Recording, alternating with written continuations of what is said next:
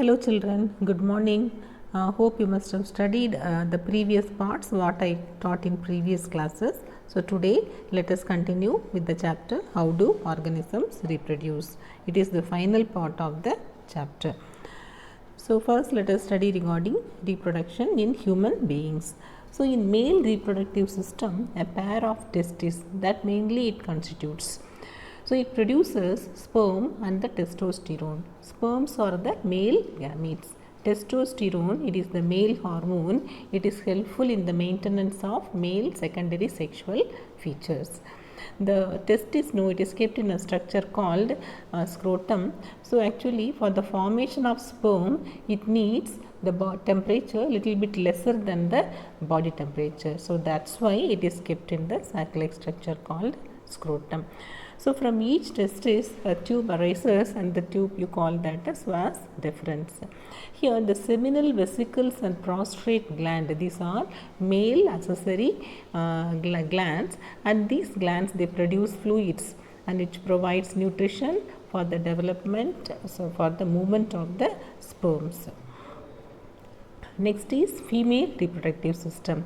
So female reproductive system, it consists of a pair of ovaries which produces the female reproductive cells called ova or eggs, and the hormone produced is called that is estrogen.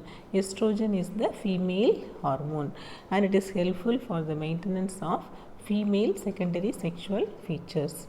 So above the ovaries, when you see there will be a duct-like structure, tube-like structure that you call that as oviducts or fallopian tubes. And the two oviducts they unite together to form a bag-like structure called uterus. So uterus it has an opening called vagina. Actually the ovary it forms the ovum, and the ovum it is collected by the finger-like projections of the fallopian tube and it is passed through the fallopian tube. When the fertilization occurs, the fertilized embryo it gets embedded in the uterus for further development. So fertilization in human beings, you can see here the ovary, it produces the ovum, and the ovum when it moves through the fallopian tube. So fertilization, when the entry of sperm is there will be fertilization. Fertilization is the fusion of male gamete and the female gamete. When the fertilization occurs, the fertilized egg, you call that a zygote, and the zygote it moves here and gets embedded in the uterine wall. While it is moving, the cell undergoes division. For the single cell zygote, then it becomes 2 cell, then 4 cell, 8 cell, then continuously divides into small cells, and this one you call that as blastula, and the structure it gets embedded in the uterine wall, that you call that as implantation. Endometrium is the inner lining of the uterine wall, there it gets embedded and it gets through mother's blood it gets the nutrition. So that the embryo it gets nutrition from the mother's blood. How do they get? They get through placenta. The development of the child it takes place 9 months and then the child is born. Menstruation.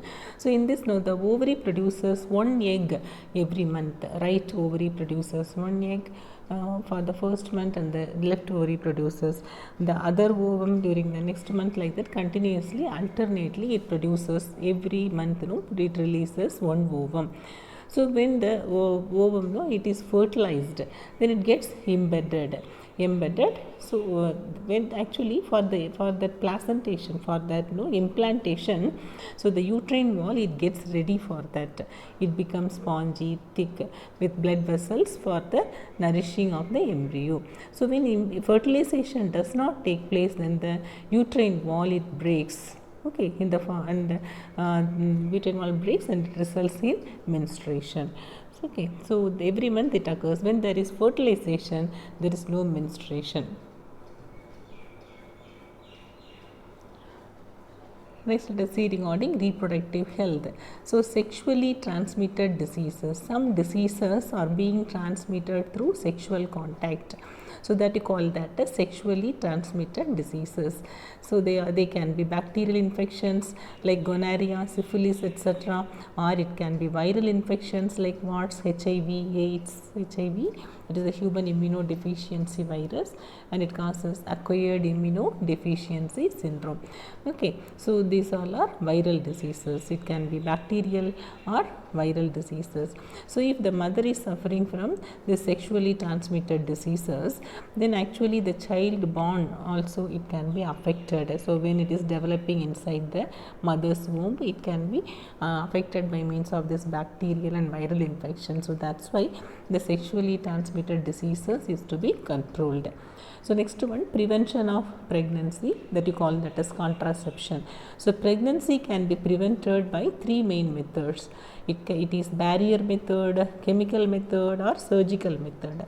So first, barrier method. Barrier method, it consists of using of condom, diaphragm, cervical caps, copper T, etc. So what do? It prevents the meeting of sperm and ovum. It is a barrier. It forms a barrier. It prevents.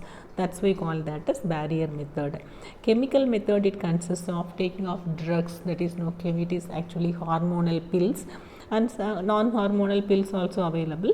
So it can be oral pills, vaginal pills, etc. Actually, what do? So this one, no, it will, because of the as it is hormonal pill, the formation of ovum can be stopped otherwise. So by it will modify the cervical mucus condition. It won't allow the meeting of sperm and ovum. Next is surgical method. So in this method, no, removing or tying a small part of vas deferens in males, that you call that as vasectomy, or fallopian tube in females, that you call that as tubectomy. When the fallopian tube is tied, then actually the ovum, it won't be able to move through the fallopian tube. So that's why there won't be fertilization at all. Same way, so here also the sperms, no, they won't be able to come out. So that's why that is all that we call that as vasectomy. Vasectomy in males and tubectomy in females. This is a method of permanent sterilization method. So barrier method, chemical method, or temporary method. Surgical method is the permanent method of sterilization. Okay, children. So normally this is being asked in 3 mark questions in board exams, and sexually transmitted diseases, it can be asked 2 marks, 3 marks, like that. So actually this lesson is important for this whatever I taught today, no. So this part is important in the point of 2 marks and 3 mark questions. Okay, children, so study thoroughly. Still, if you are having any doubts, you can contact me. You complete whatever I taught in the previous classes, and you write everything in your classwork copy also. Okay, thank you, children.